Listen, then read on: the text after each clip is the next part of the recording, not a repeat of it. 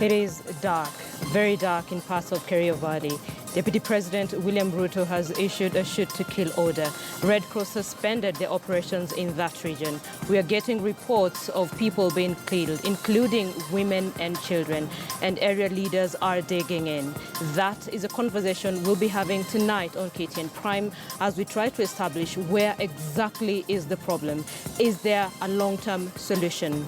Are there priorities to ensure that area returns to normalcy? This is KTN Prime, and to have that conversation with us this evening, we have Professor John Nyolonyangapuo, West Pokot Senator. We have Kagongo Bowen, Member of Parliament, Marakwet East, and we have William Cheptumo, Member of Parliament, Baringo North. The gentlemen will help us to understand what exactly is ailing parts of Kerio Valley. This is KTN Prime. Thank you for joining us. Let's take a look at the highlights tonight.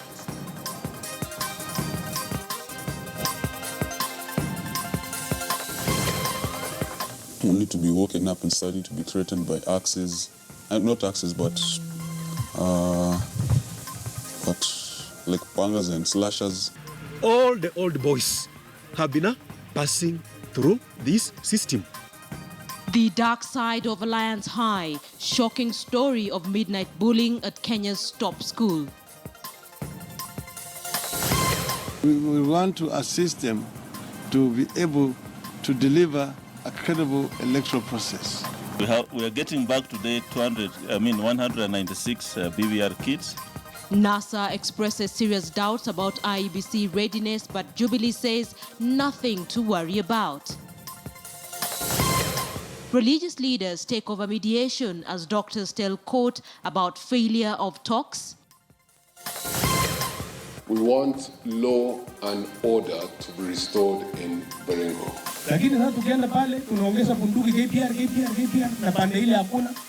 And what the Kerio Valley killings are really about. We speak to all sides in the conflict tonight.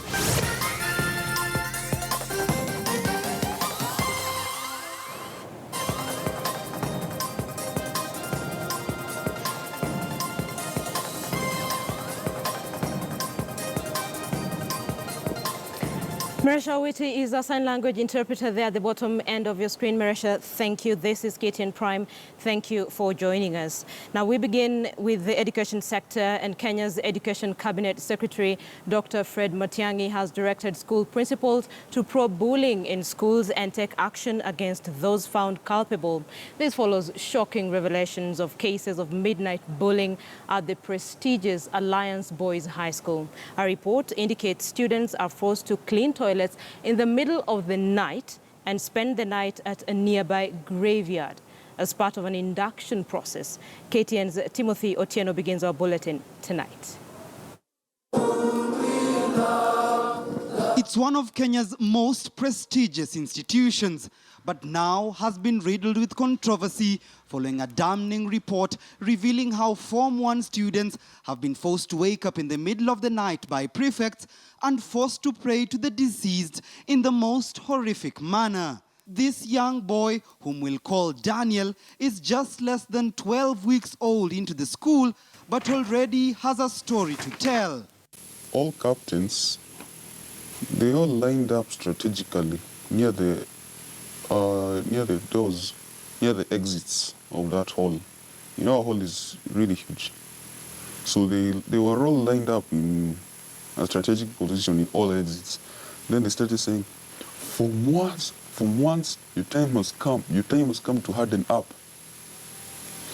Then they said, all Form 1s, exit this place right now. We were so confused. But then when they saw a huge crowd of all Form 1s running out, they also followed the suit. An informal induction ceremony conducted on the high school freshmen by their seniors tells of a tale of cult-like tendencies that saw the Ministry of Education in early February order a thorough probe into the issue. Just like the report revealed, Daniel narrates of how students are often woken up in the middle of the night, forced to run around the field several times, and some required to spend the night at a nearby graveyard where the school's former principals have been laid to rest.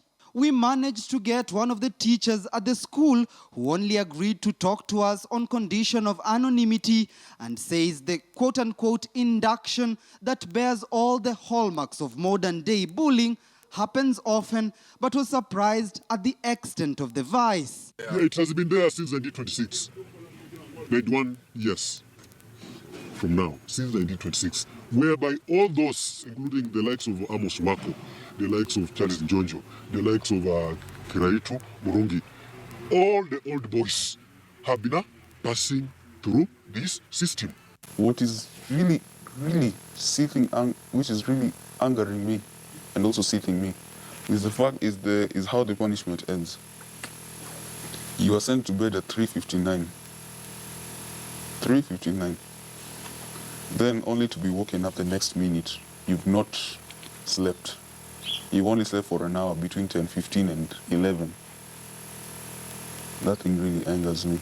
But the situation that some believe prompted the former school head David Kariuki to seek early retirement was met with a lot of criticism from the Kenya National Union of Teachers, who insisted the principal was intimidated into leaving office after a report sanctioned by the CES Fred Matiang'i termed the principal's conduct as, quote, questionable. But the Teachers Service Commission, in a quick rejoinder on the accusation, states that, quote, Mr. Kariuki did not resign from the teaching service but applied to retire after serving for more than 29 years. But for a boy who had always wanted to join Alliance since he was in class 4, despite the small apprehension to return to the same institution that caused him so much trauma in his first few weeks, Alliance remains the place to be. Never mind the fact that his mother thinks different. So to have to remove him because of what is going on at the school, it's awful.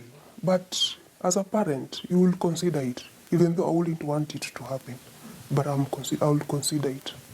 Now, Dr. Matiang'i has directed principals to probe any possible cases of bullying, even as students from Alliance High School returned to school following the just concluded midterm break. The school's board met Thursday and decided to dissolve the prefect's body over the matter. Timothy Otieno, KTN News. So any parents who's watched that story and read the revelations, especially on social media, lots of people are commenting on the same story on social media, of course, is worried. So tonight on KTN Prime, we're not asking you for a yes or a no question. We are looking for your comments on the revelations of midnight bullying at the Alliance High School. And there are those on social media as well who are saying it's not just Alliance High School. This is something that has spread all over the country in different schools. Tell us some of the experiences you've had, as well as comment on the revelations of the bullying at Alliance High School. Tweet us at KTN News, at KTN Kenya. Tweet me as well at Linda Ogutu. I'll look through some of your comments and pick out the ones that tell the story as it should be told. All right, let's now focus on security. Heavily armed gunmen this morning stormed Hagadera refugee camp in Garissa's Dadaab complex and kidnapped 2 male non-local teachers. According to locals who spoke to the media on phone, the unknown gunmen stormed Al Huda Integrated Private School at about 1:30 a.m. and started shooting indiscriminately. The gunmen, who seemed to know the layout of the school, broke down the doors of the teachers who were asleep and dragged them out. Northeastern Regional Coordinator Mahmoud Saleh ruled out Al-Shabaab involvement in that incident and said they are trying to find the kidnapped teachers. Well, this comes as Kenya Defense Forces today announced they had killed 57 Al-Shabaab fighters at Afmado in Somalia. So that is a story we are focusing on as the hunt is all out for the teachers. Let's now look at a story that we have been focusing on the last couple of weeks. Religious leaders have now taken over as chief mediators in negotiations over the Kenyan doctors' pay dispute. The leaders under the Inter-Religious Council of Kenya, who appeared in court during the mention of the doctors' strike case, are optimistic that a deal will be reached in the next few days. Rita Tinina has the details. For 88 days, the doctors' strike has proved a headache for the government and a hurdle that mediators could not deal with. The Law Society of Kenya and the Kenya National Commission on Human Rights failed to meet a Court of Appeal deadline to conclude negotiations twice. The efforts we made reached a stage where we can say it is the best we could do. Now there is a different approach, seeking divine intervention with the entry of religious leaders who have much needed optimism. There's no mission that cannot be accomplished. The only mission that cannot be accomplished from our spiritual point is bringing back a life that has gone. The Interreligious Council of Kenya, which brings together all faiths, has for the last 3 days met the Doctors' Union officials and the government. We are about to reach the epitome of the whole process. The leaders asked the court for 2 days to help conclude negotiations. Religious leaders are around to participate in further negotiations on the remaining issues.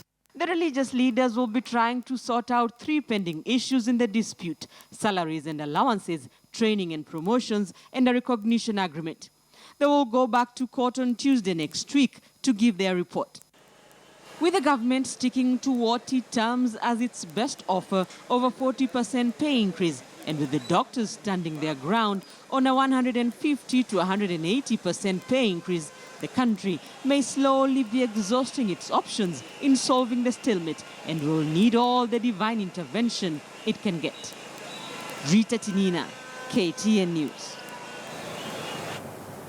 Baringo Senator Gideon Moi has commended the national government's efforts aimed at restoring peace in the county of Baringo. The senator has, however, warned that if the situation is not brought under control, it runs the risk of degenerating into anarchy. This comes a day after leaders from West Pokot accused the government of bias in addressing the security crisis. Take a look. The situation in parts of the North Rift region has been dire for weeks now. Tens have been killed, hundreds displaced, schools closed, some spending nights in the cold. The list is endless. But the government has moved in to put a stop to it with force that has had leaders from the region reading from different scripts. Thank the government in what they're doing. Where I was reprimanding the government is that they're coming in too late. I wish they had done this in the beginning when we were crying out about the situation. Giving civilians over 600 guns in 3 days and they have never been trained, what will they not do, especially with the shoot to kill order? For a long time, bandits have ruled parts of Baringo, West Pokot and Elgeyo Marakwet counties, making life unbearable for the residents by killing them, displacing some, and creating a state of uncertainty.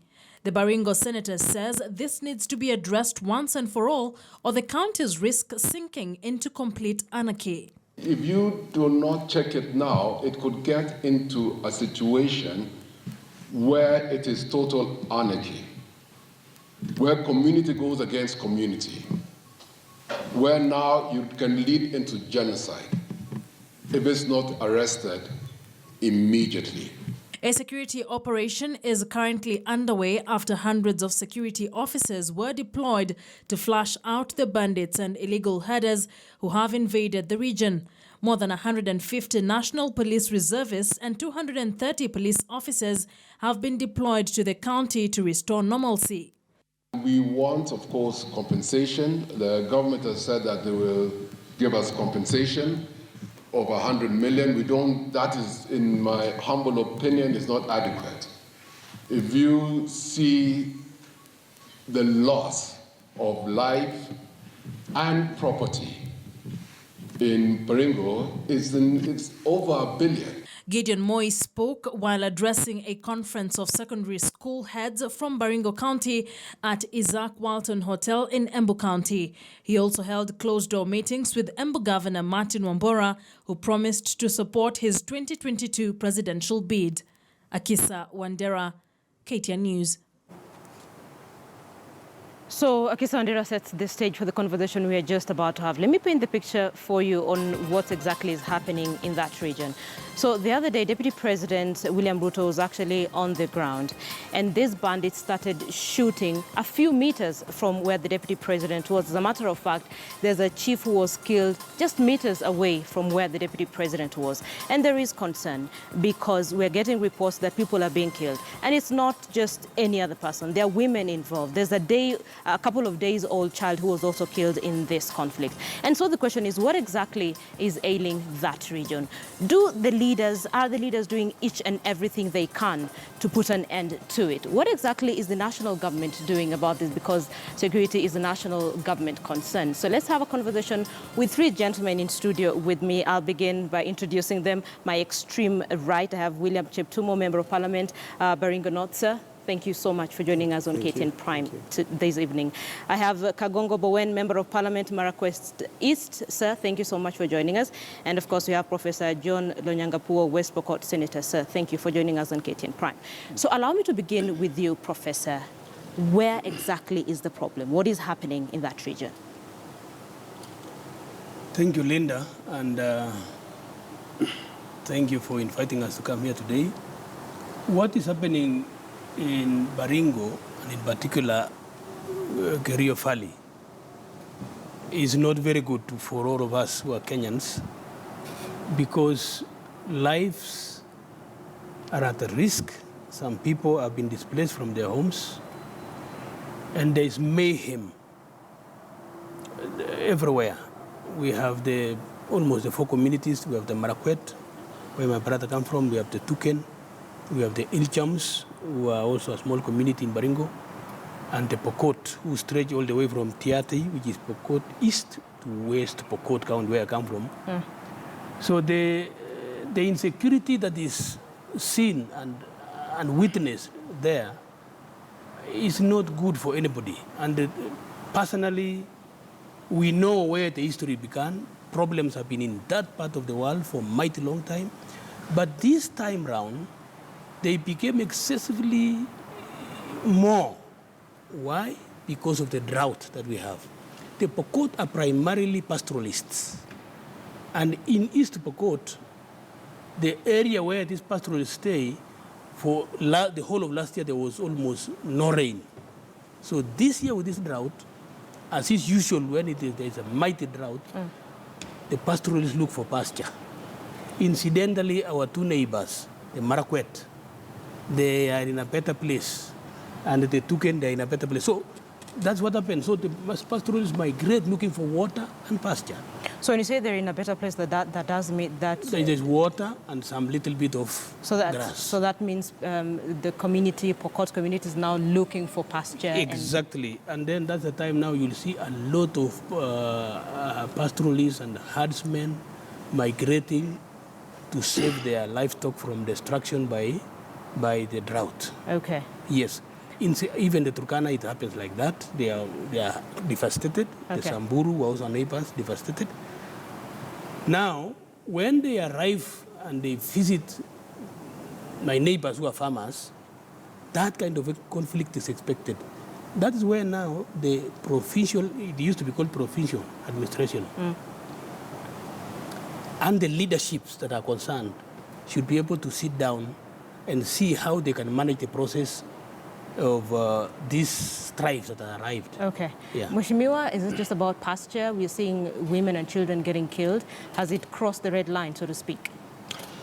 Thank you, Linda. To me, I want to disagree with Professor. Okay. That it is an issue of one community being a pastoralist and another community being farmers. Okay. We have quite a number of pastoralists in this country. We have seen pastoralists in some other parts of northeastern, in coast, and even outside Kenya. In Tanzania, we have a lot of, the Maasai here, pastoralists also. But they don't kill people. They don't kill people.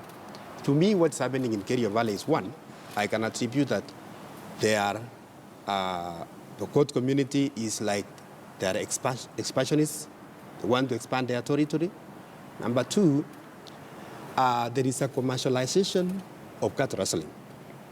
there must be people who are behind somewhere who are taking away these animals. Why is it that when animals are taken away in the shortest time possible, or you follow the following day, even the policemen, they can't get.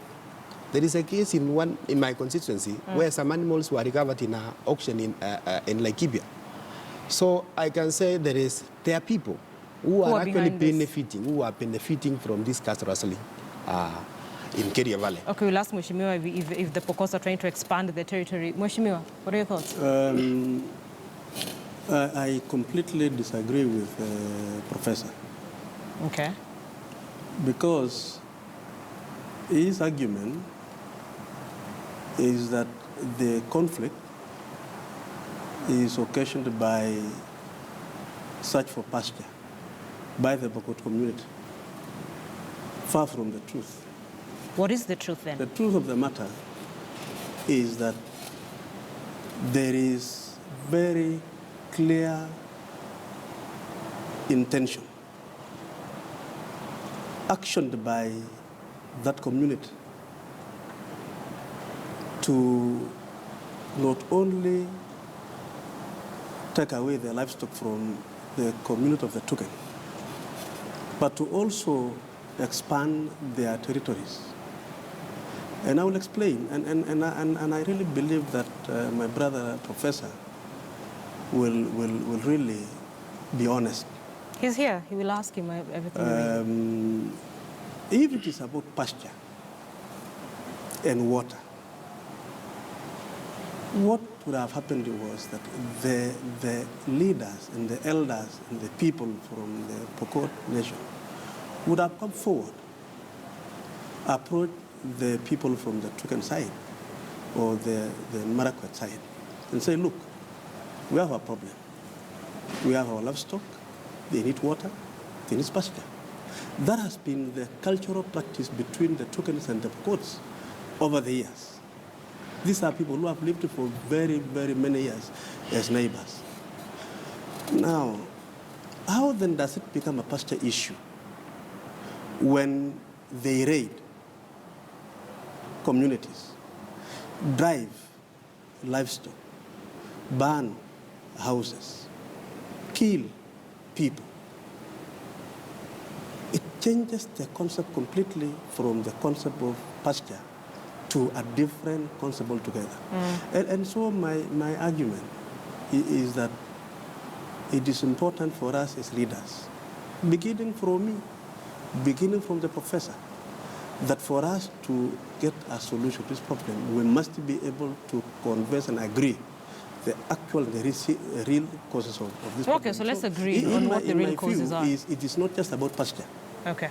And in any event, even when there is pasture in the Pokot side,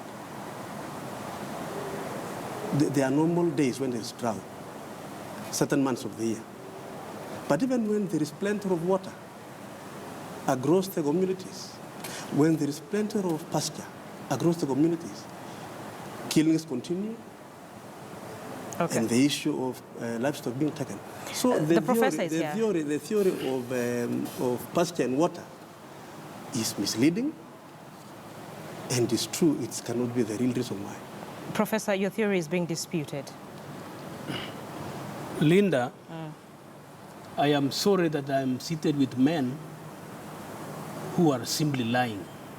The narrative of expansionists, I want to request Kenyans to dispel and refuse it completely. How would you expand land when Kenya today has title deeds? I want to ask you. It doesn't. You know, I will start with Marakwet. Please. We have permanent and pensionable river called Kerio. You don't cross across.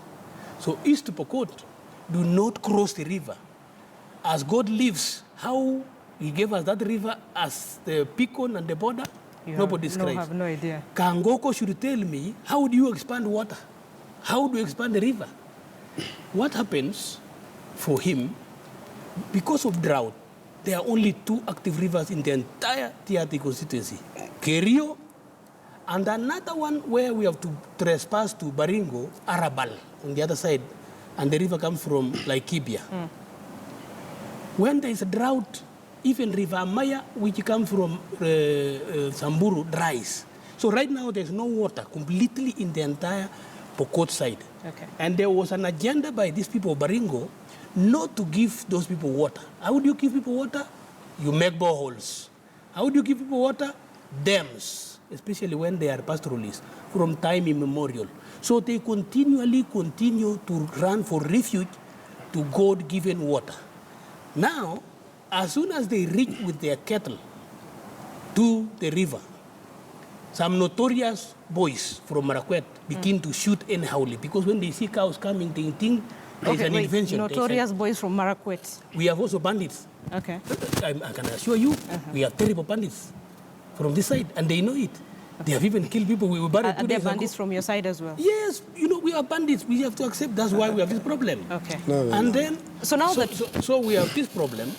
So I want to say, issue of expanding land, sorry, because land government has demarcation. You know where it ends. So that's so wait, you'll be given time, and then there are people who are behind this business of cows.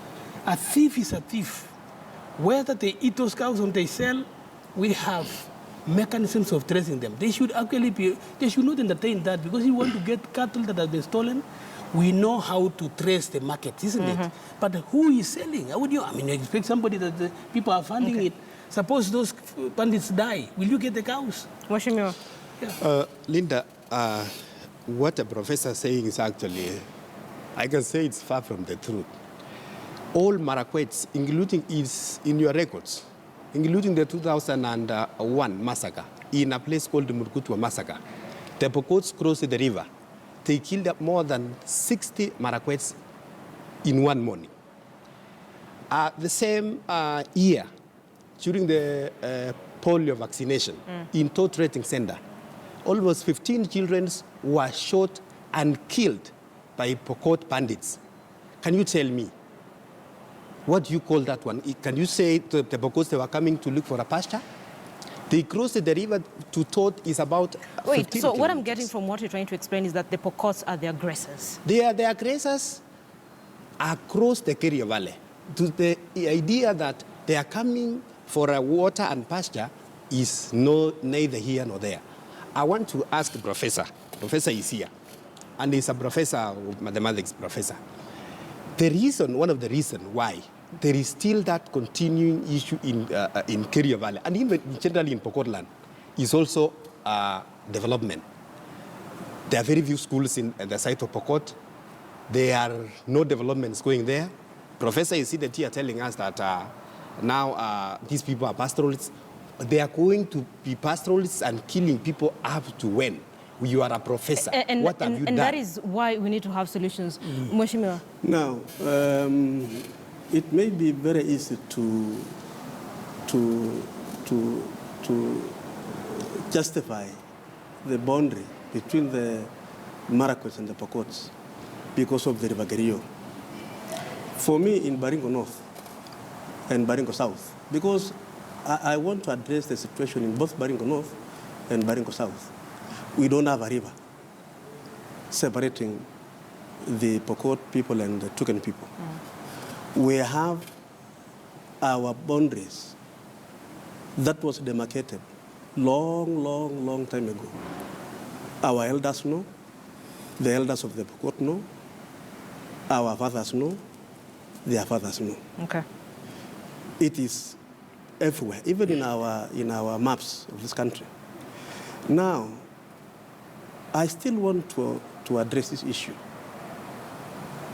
When Professor says it is not possible to expand, we are not talking of physically expanding land. That is making the argument to be very narrow. We are talking of the Pokot people expanding their territory from where they ought to be. Okay. In this particular case, for example, Linda, and I want to be very clear because we are talking about facts.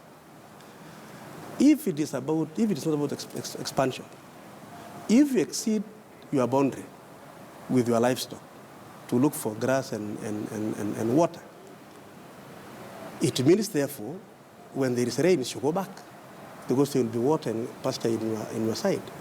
But then how do you then cross over the boundary? You begin to settle down, build your houses, burn the houses of the neighbor, the next house, build your house there, turn some of the schools from the token into where your cows actually stay. They are in Baringo South, for example. Yeah. And these are real issues. And they are not issues, Linda. And you see, that is what concerns me, is that I have three of you seated here, representatives of the people, and you can't agree on where the problem is. We will not agree, Linda, because you don't agree with lies. These are facts. So can we put the facts on the table and we agree where the problem is? Baringo South, for example, up to a place called Arabal and beyond. That area from 2005 have been occupied by the Pokots, living there, building houses in their livestock. So I need Baringo North, for example, as I finish that point, from a place where we border, they have moved to settle all the way to a place called Loruk and other areas. So I think I want to be very clear, and Kenyans are watching us here. My people, our people, because we are one family of Kenya, are watching us.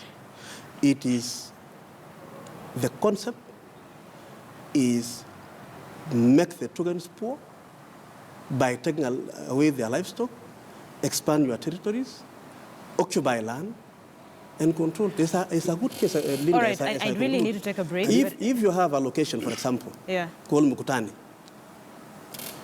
from independence, that has been a location that is being manned by Baringo South people.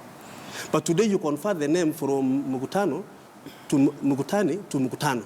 All right. And then you have a chief on top of that location. I need to take a break. Professor, trust me, I'll give you the right of reply. So we need to take a break here on KTN Prime. In just a few minutes, I'm trying to see if I can get the gentleman to agree, first of all, where the problem is, and second of all, if there are any solutions whatsoever, and look at the solutions that are being put on the ground by the government.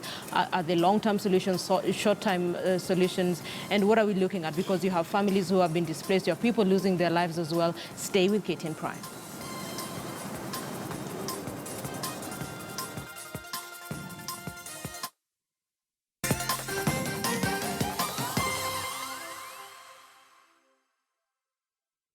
Please be your own boss. You've experienced the summits, you have learned to earn, and now, are you ready for Kenya's biggest TV show? Coming to your screens, Blaze, Be Your Own Boss brings you 12 of Kenya's brightest and most ambitious young people to find out who will be the last boss standing. Meet the contestants, listen to their ideas, watch them as they take part in the most grueling business tasks with some of the biggest names in Kenyan business. Experience their journey as they develop their business ideas. And finally, witness them seek to win funding for their businesses and mentorship. Blaze, Be Your Own Boss.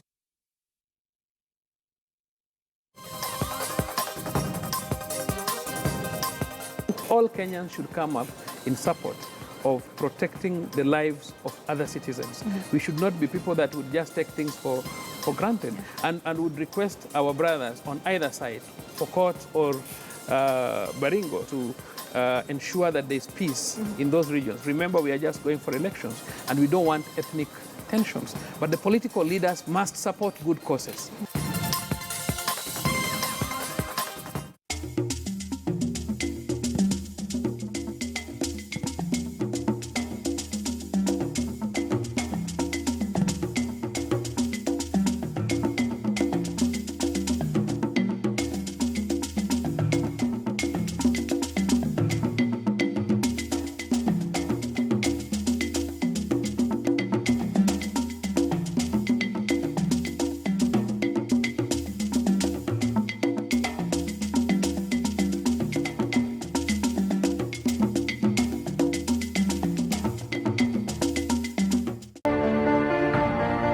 Malumbano ndani ya shule zetu.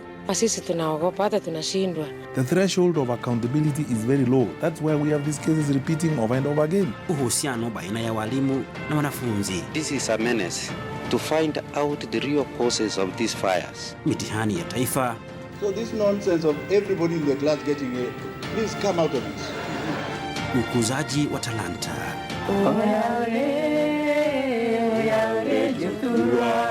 Tunajaribu kuwanyima wanafunzi talanta zao. Hawa wanafunzi wanapokuwa hawajielewi. Ufadhili wa elimu ya juu. Ni mambo na vijimambo katika sekta ya elimu. Tuko tayari kwa any kind of arrest. Ijapokuwa tunaomba Mungu asitupe hadi ya arrest. Kutafuta ukuruba baina ya mwalimu na mwajiri wake. Is it an attitude that we have in the public service?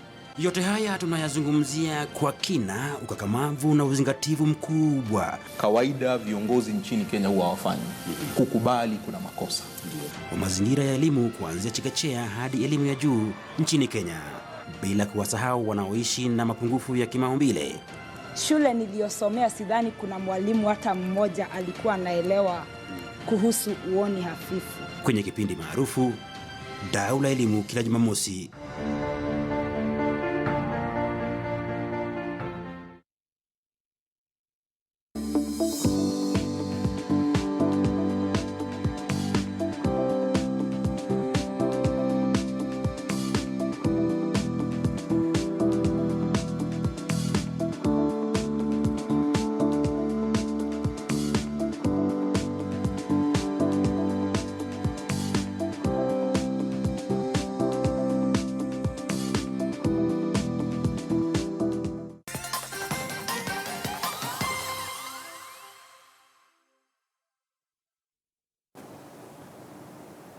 Thank you for staying with KTN Prime. Tonight, you're discussing Kerio Valley and what is happening there. We do know that there have been clashes, and of course, the Deputy President was on the ground as well, different leaders from that region trying to look for a solution, be it short-term or long-term. So in studio with me, allow me to reintroduce my guest.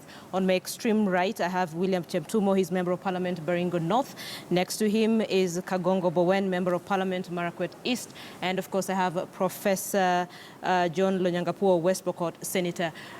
Just before we took that break, allegations were being made against your community. Probably you may want to respond to that? Very briefly, I have told you to Pokot love animals, similarly to our neighbors, the Turkana. Right now, because of the current drought, our animals are right deep in Trans Nzoia County. We have not gone to grab land, but because of the challenge of drought, the neighbors understand. So those of us who are leaders from that region, we have talked with our neighbors, and this is a challenge that if rain, it comes back. In Kacheliba, but these are your neighbors. Why don't you speak to your neighbors? Wait a minute. I'm not a neighbor to them. Okay. It's only a community. My community is the one that the neighbors, them on the other side. It's your community. Wait. Yeah. And then my people in Kacheliba have even gone right into Uganda, up to Lake Kyoka right now because of problems. We want Linda, please, if I may interject. We want the professor to answer the question of killings. So what is the relationship between the killings and the pastoralism life of Pokot? Yes. That's the part we want to see and want the professor to address. Because if you continue talking about pastoralism and you are not addressing the killings, surely I think we are playing politics. So I've told you that is the nature. But somehow most of my people have also gone to school. When he talks about the killings, Pokot are known. They don't start the war. They are retaliators. Okay. They know it. So when these people from Baringo come, Pokot, they come to River Kerio, a few young men begin to shoot. I don't know where the goat comes from. They shoot the animals. And then those people are bitter with their cows that have been shot. Then somehow, sometimes that's how they retaliate. And where there is retaliation, some problem has already occurred. You cannot be able to control at that time. That problem is really sad because you're seeing even women and children being killed. So at that time when there is chaos, what is required at that time is local leadership on the ground to all meet. Okay. For the time, for Linda, us in this one we for cannot us, allow for professor us, to for us continue in this, Linda, because where do women come from, professor? I know if you are talking about men who are going to seek for water in River Kerio, where are the women? Where are the 2 days children? Are they also with the men in the River Kerio? There is also the element of politics, Linda. And the professor knows very well. There is a clip which was played here in even KTN and elsewhere. Professor actually inciting people that Marakwet land belongs to Pokot. Samburu land belongs to Pokot. What have you done? Actually, I can say, Professor knows what is happening. Because even the reaction he made yesterday, the day before yesterday, after the deployment of KPR, actually shows that Professor knows what has been happening. Okay, so yes, because that'll allow you to respond. You have the right of reply on that one. Yes. Because before that, before the deployment of KPR, before the deputy president went there and calmed the people, the professor was quiet. Him together with the senator of Baringo, Gideon Moi. Okay. The two senators and from the two communities who are killing each other. Listen. They have never sat down and even addressed this issue. We need to give him a right of reply. You've made some very serious allegations. Yes. Let me say this. And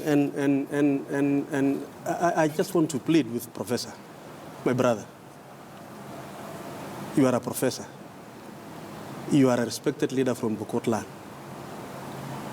I am actually shocked, extremely shocked, that professor cannot actually admit the reality on the ground. Which is? Which is that he's talking of the Pokots can only fight when they are provoked. That may be true for Marakwet, I don't know. Okay.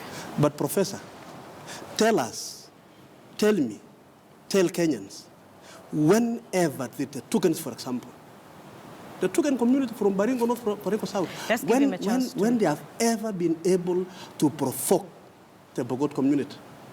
Professor, I want you, I'm pleading with you as a leader, let us go down and pay this issue. As we talk now, I have a 2-3 days old child, an infant, in the mortuary with a mother. I think we reported on that. Okay? So every statement a professor makes is a lie.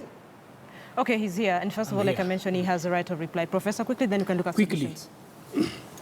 Linda, you can already see the narrative and the resolve to really brand Pokot are a very dangerous group, which is not the case. Of course they are. Of course. These people are not telling you what really happened. How can a small baby and a mother be killed? This is what happened. And they are not telling you. First of all, Professor, what he said. Did you incite Linda, let me start. Tell them to keep quiet first. Excuse me, Let me respond. Don't please discuss the issue of the 3 days old infant killed, because, Professor, you are addressing the wrong thing. Please don't discuss that issue because it is very painful. As we talk now, we are burying the mother and that kid, I think tomorrow or on Saturday. Okay, listen, right of reply. Did you right of reply? Wait, I'm going to do two things. Okay. In fact, you should not even close this station today. If people are, this is not very good. One, these kids were killed. Why, Jeptumo? Where is Engineer Because of your people. No, wait a minute. 2 leaders were killed 3 weeks ago or 2 weeks ago in Marigat, Pokot. The leading light, the only engineer, Engineer Kitamba Pepe, dead. The only MCA, dead. Now, what do you expect when 2 people die? You expect chaos. One leader went and said, it was the Tukens who killed this. Now, instead of these leaders from Tuken going there, and the Pokots of Baringo going together and say, no, it was not like that, let the government look for solution, what happens? They kept quiet. And then those others they came to revenge because Engineer Pepe was a leading light. Okay, 2, so, yeah. They said I incited. We have to reply that. Last year, I was called by the entire Pokot community that I should meet a spokesman of the community. And then they placed me in Amaya. While we were there, and I want to repeat because you are cheating, I even repeated the song when the deputy president was there and all the Marakwets were there. What happened? While we were in our meeting, an MP for Tiati, who is also a Pokot, decided to send hooligans to come and disrupt our meeting, full of us. And then there was beatings. Then I said, although I come from West Pokot, there is a song in our motherland which says, a Pokot land belongs to Pokot. So when I'm in Amaya, it's like I'm in Kapenguria. So I sang, Korenja, Korenja, Koropokot, Korenja, Oyo nando kwa, tagalagane mita Korenyo. Na kama manikita na nani, Nikaambiwa kama ni baba yake ni Marakwet. Wero Marakwet. Sasa nikaanza kuimba hivyo. Sasa mnasema Marakwet landing wapi? No, Kwan, sing. Linda. No, you see now, okay. These people, we need Kenyans, if you really want peace, don't go that direction. This is politics. No, the URP wing, they are trying to fight Khan wing. So now we are politicizing the entire conversation. It is my response. Let me say this. Okay. The issue of a TRT MP interrupting the meeting which the professor had, that's not our business. Why did you bring the song here? It is their business. But I also want to say this. Today, Kenyans and the world has known that why the 3 days old kid was killed, why the mother was killed, and why 5 of my people have been killed, the professor today in a live television confirmed that they were killed because Pepe and MCA was killed. I did not say it, he said it. Okay. But the question is this, and Professor, you to be responsible for your utterances. I am happy today. We've been asking ourselves that question. A killing was executed in... So you are also aware, you are the one who killed Pepe, No, I'm so that it caused But you are saying, you are the one saying. I mean, you are the one saying, you are saying systematically planned. You are saying the one... Now I know. The one man... You are trying to cause so that you can trap the leaders of Pokot. No. Very sorry with you people. Listen, let me finish, Linda. Let me finish, please, because it's very important. You need to finish because we need to move on. But Now, unfortunately, our 2 leaders were killed in Marigat. And up to today, and we don't know it doesn't matter. And I want to say, Pepe is a good friend of mine and the MCA, and God help him and their families. Up to today, nobody has been arrested. Okay. But one of the leaders, Kamket, and I'm sorry he's not here, said that you are giving government only 2 days to book the killers. Failure which you will see the consequences. Okay, he's not now, here to listening to what he said and what Professor is saying now, it is very clear that my people have been killed in Baringo North, in Arabal, because of that incident. Which up to today, we don't know who killed those people. So there is something which Professor said, Linda, that the Pokots kill when they are provoked. And he talked about that. Retaliate. Yes, he talked about some bandits from Marakwet actually provoking the Pokots. Let me tell you, Linda, the whole Marakwets who've been killed, and they are in their thousands, if I can say, they've been killed in their land. There is no Marakwet who has been killed across the river Kerio. That is number one. All of them, including the 15 children who are queuing for polio vaccination in Tot, they were killed in their own land. What Professor is doing here is playing politics, and he's not telling us the truth. Professor, I want to say this. You, as the senator of West Pokot, you've been crisscrossing also to Baringo, and you say that when you were in Baringo, even when you were singing the song about that Pokot is Marakwet is a Pokot land, you saying that you were there because Pokots were installing you as a king. Yes. But surely, Professor, you cannot be a spokesman, or you cannot rise on the blood of innocent Kenyans. That one, I disagree with you. You cannot rise to your kingship or to your spokesperson on the blood of innocent Kenyans. You said it here that even the young baby of 2 days was killed because Pepe was killed. That one is actually a confession. A confession. All right. You see, then, Linda, please. We didn't come here. The last one. No. You didn't come here. I will give you your chance. To put words into my mouth. No, I will give you your chance. I said. Linda, I want to go on the politics. I want to go on the politics. No. Wait. First of all, about the death. Then you go to put your own politics. I have said, Engineer Pepe, Kibete MCA died, and then people got shocked. And then while they were still waiting to know who killed, somebody came and said there were six tokens who killed. Now, when a war like that goes to villages, what happens? I don't come from there. I'm just telling you what might have triggered the death. You know, with people now who are expecting the new MP to become Engineer Pepe in August, what do you expect, Mama? Now, what do you expect? Let me ask you now. But yeah. Professor, just a minute. Let me ask you, Professor. No, even if you are a lawyer, I'm just telling you as it is from the heart. And Let you me know ask it. there is no How do you expect? On the side of the politics and leadership, Linda, please. Professor, you are a senator. I'm an MB. Jeptumo is also an MB. We are leaders here. What have you done even as one of the leaders of the Pokots, together with Kamama on Baringo, together with Senator Moi from the Baringo, even to try to bring this in Kerio Valley? What have you done yourself?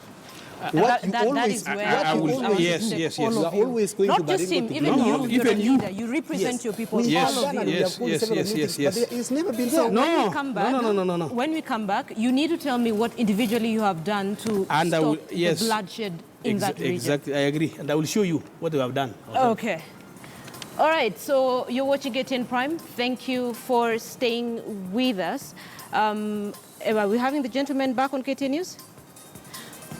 All right, so we understand that we will not be able to continue this conversation now, but we'll invite the gentlemen again, probably on a later day, to have this conversation with them, because this is just the beginning.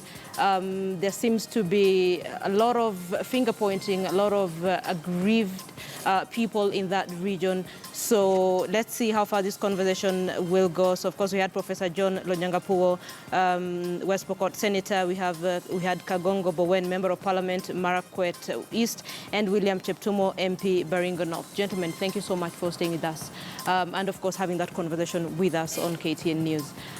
All right, so let's take a look at what happened in terms of politics in Kenya's opposition coalition. NASA is questioning the preparedness of the electoral body IEBC to deliver free, fair and credible polls in August.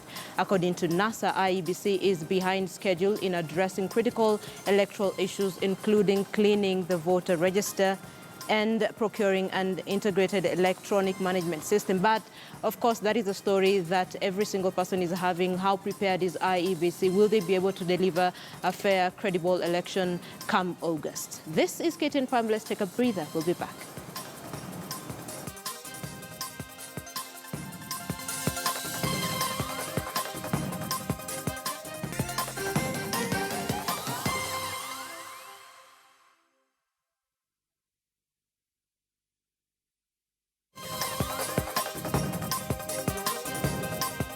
We cannot encourage lawlessness in the country.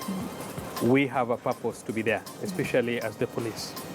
And we have always seen situations where people want to commit crimes and they want to go scot-free.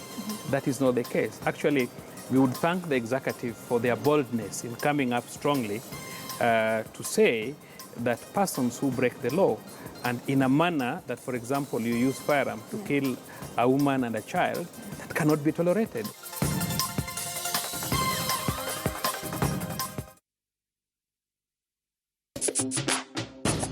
Where do you want to go in Africa? Join On the Road for the Majesty.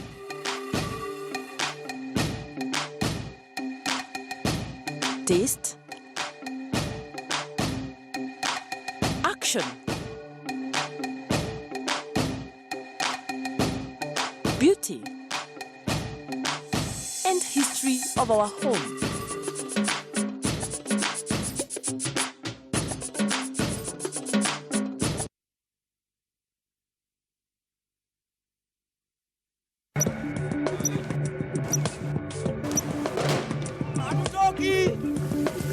Mikasa na visa halisi wakati ya kale yamekataa kuondoka moyoni. Akaanza kuniambia sasa, kulingana na mila yao, lazima apate bibi wa kwao. Sio kitendo ya binadamu. Hivyo ndio kunaendaga.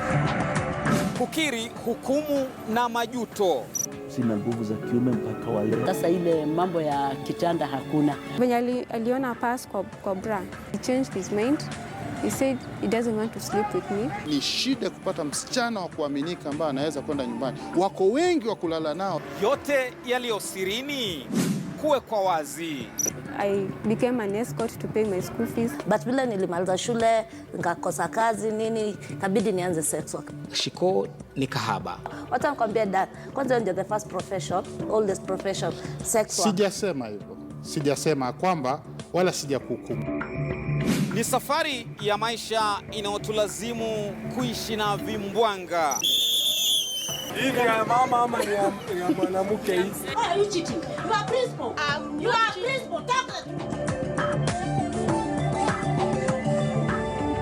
Kila Jumamosi jioni, kwa uwazi, kwa kina, ni kimasomaso.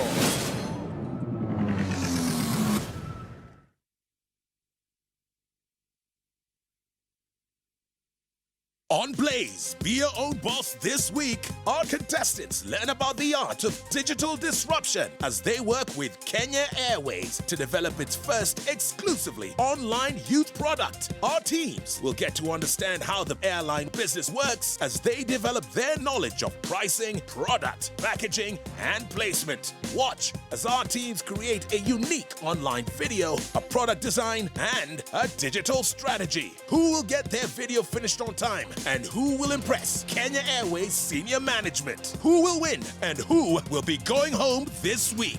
There was a moment there you're like, we might lose this. I felt I was having a rub with Susan.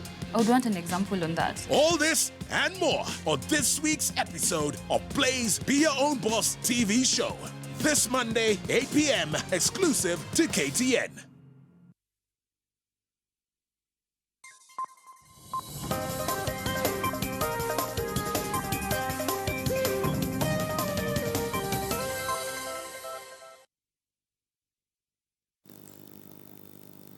Thank you for keeping it KTN. And of course, we now like to take some time, take a look at business. But that conversation on Baringo insecurity will be coming up after KTN Sports News with Moses Wahisi. Let's now take a look at some top business stories. An airplane manufacturer, Boeing, has announced the opening of 2 new offices in sub-Saharan Africa, in Nairobi and Johannesburg, South Africa, in a bid to deepen its footprint in Africa. The Nairobi office will be staffed by Chimsu Anjarine, Director Government Affairs, and contain market development officers. Miguel Santos, Managing Director, Sub-Saharan Africa and Director, International Sales for Africa, will sit at the Africa headquarters in Johannesburg. According to Boeing, the market outlook projects that air traffic to and from Africa is expected to grow by about 6.1% annually over the next 20 years, resulting in the need for 1,500 new airplanes. The Africa head notes that the aerospace industry needs to start paying closer attention to Africa because this continent is clearly on the move economically, and all the trends are pointing in the right direction for the expansion of the sector. Deforestation is one of the major activities which has contributed highly to climate change, resulting to drought in the country. And it is due to this that Mabati rolling mills have come up with a way of combating deforestation by introducing steel roofing technology. And according to marketing manager Harry Mushangi, the life of the new roofing technology is 5 times more efficient than timber, as timber has threats of being environmentally unfriendly. The technology can ensure a building stays intact for a period of 50 years due to aluminum zinc coating, which does not rust. The roofing technology's retail price per square meter is comparable to a mature timber, which is less expensive compared to timber in the market today.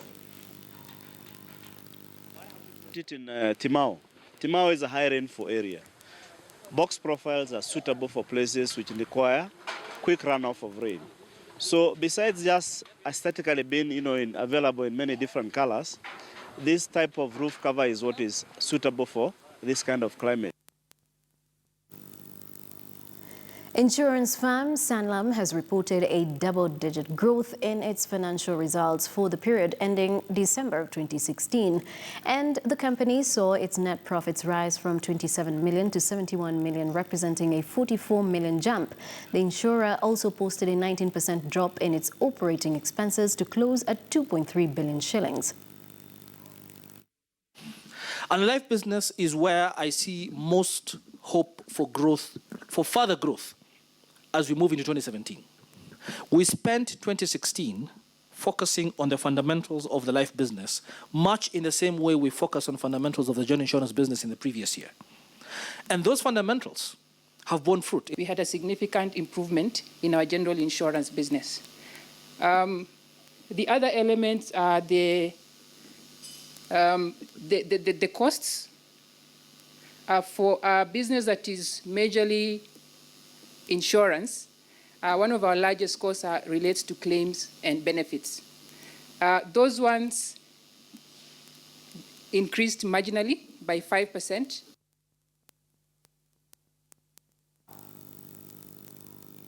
The textile industry in Kenya has continued to struggle on the back of liberal import-export policies that have seen foreign textile dominate the market. And there are, however, small islands of resilience in the sector that have weathered the storm. KTN's Ashley Mazuri now has an inside look at the textile industry. In the 1990s, liberalization happened, and Kenya and indeed much of Africa became a dumping ground for substandard or cheap products, leading to the closure of textiles industries in Kenya. Some of the factories include Mombasa Towels, TSS, UTI, name them. But as the companies continued to close down, one company has stood out and weathered the storm of liberalization. This is Thika Cloth Mills. As the going was not easy for the company, it had to lay off some of its workers to avoid permanent closure. A spot check at the factory located at Thika's industrial area about a kilometer from Thika town reveals how the factory, which used to employ more than 2,000 workers in its heyday, now operates and the history behind it. Jonathan Mutuku is a machine operator who previously worked for 15 years at UTI, located just yards away from Thika Cloth Mills. Mutuku says the factory closed due to high cost of raw materials and lack of money to purchase spare parts. Next to his department is a worker from Kikomi who had worked there for 16 years before its closure. Their call to the government is reduction of excise duty charged on cotton, which will enable the collapsed factories to reopen. Serikali ikifunga vitu kama mitumba hii, naona tununue Kenya, tuchenge Kenya. Kalpesh Shah, who runs a renowned baby wear factory, added that due to importation of second-hand clothes, his company Kenwear diversified into uniforms, which has helped the company remain open. Shah urges the government to give the remaining textile industry subsidies and also streamline carry in order to nab illegal imports. The government has to really subsidize or help the local manufacturers in a lot of ways. We have to really streamline the people who are not doing the job properly. Thika Cloth Mills Managing Director Tijal Dodia narrated how after her studies in the UK, she found the companies founded by her father had collapsed due to liberalization. Dodia challenged the key players in the import-export sector to come up with policies to address liberal importation of textile products so as to protect local industries. If you're supplying baked beans, buy a locally manufactured baked beans. Wherever you can buy Kenyan product, buy it. Kenyans, we want to develop our economy. The CEO stated that KRA and KEBS were sleeping on the job by allowing Kenya and Africa at large to continue being used as a dumping ground for low-quality products. Ashley Mazuri, KTN News. And business, but for more you can log on to our website, that is ktnnews.com. My name is Joy Doreen Bira. Coming up next is KTN Sports with Moses Wahisi, and do not forget the conversation on Baringo insecurity will be ongoing after KTN Sports.